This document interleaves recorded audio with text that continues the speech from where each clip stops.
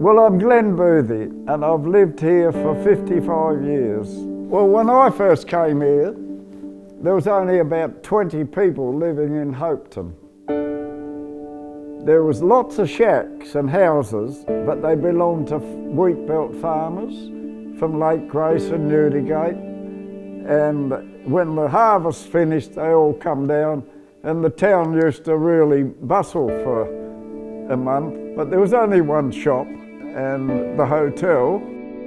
There used to be a jetty, and I've seen over 100 people standing on the jetty fishing in the holiday seasons. When I came here, you could throw a line even almost with a bare hook and catch a fish. It was really jumping with fish, but not anymore. It's being overfished.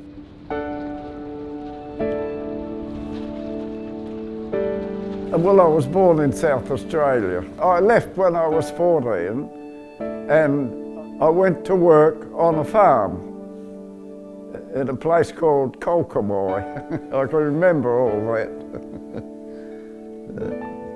I had a .22 rifle and I used to go shooting rabbits and foxes, and that's what I enjoyed, but I enjoyed the farm work too.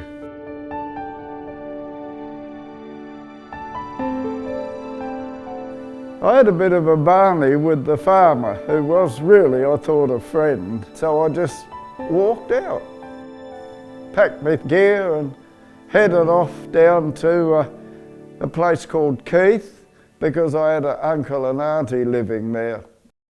The first thing I did there was I got a job on a sheep station. I would say that was the best days of my working.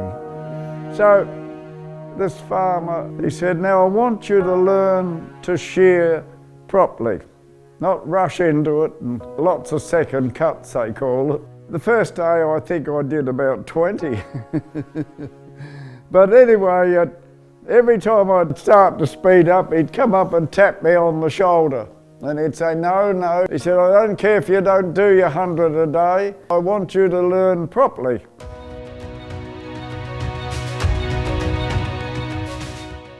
An old shearer called in, and he watched me for a while. I was doing about 100 a day. He said, I'll show you a couple of tricks, he says, you might speed you up.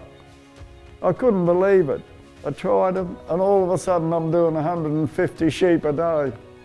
I was so well off, you'd wonder why you'd want to leave it. But you know, nothing's forever. And I've seen this land advertised here by the Western Australian government. They called them CP, conditional purchase. So I put in an application and got it. But it wasn't as easy as I thought. We had a caravan and I used to take the family around a bit because they were left on the farm remote and I was never home, you know. So I used to do weekend diving, get a few abalone and spear a few fish. I used to send down to Perth to get a bit of diving gear, you know, a half wetsuit, things like that. I met the guy that ran the shop and he said to me, look, I got a friend down at the fish markets. He's a bit interested in abalone. He said, any chance of sending me some? So I went out and got a bucket full of them, put them on the old Hopetoun bus because they had a chiller box on the back. In a month's time I got a telegram from him, contact me urgently. He said, I'll take as many as you could get.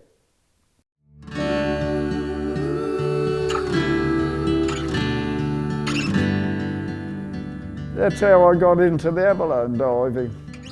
And I virtually had the place to myself, but that soon changed, of course. And as the years went by, I got better equipment, better boats, and I was doing really well.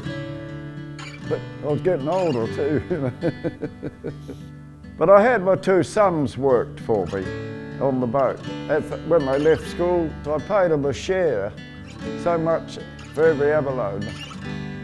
So anyway, they started squabbling. So I sat down with them and said to them, look, we'll have a vote on this.